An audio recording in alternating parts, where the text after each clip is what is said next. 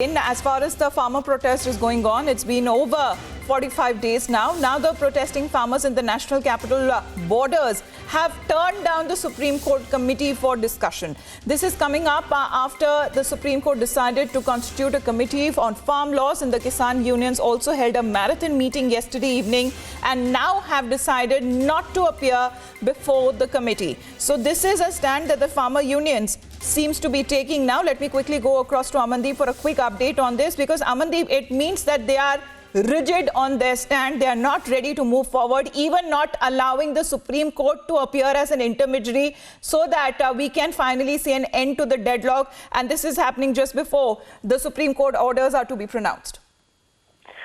Exactly, Amita. In fact, from yesterday's Supreme Court hearing, there is a light of hope that this farm protest may reach to any kind of conclusion. But the press statement of the farm unions that they have collectively put out, they actually mention that neither any collective nor any individual will willing to participate in any kind of proceedings before the committee that may be appointed by the Honorable Supreme Court. This is what the exactly press statement reads. But meanwhile, they have also welcomed the decision to stay the implementation of the farm laws. But the point is, if they are not ready to participate in the proceedings of committee, that means their only demand is to repeal the laws, and they have reached to that conclusion. This is, Amita, this decision was taken after having the marathon meeting among the farm leaders and the advocates also, who represented them in the Supreme Court as well.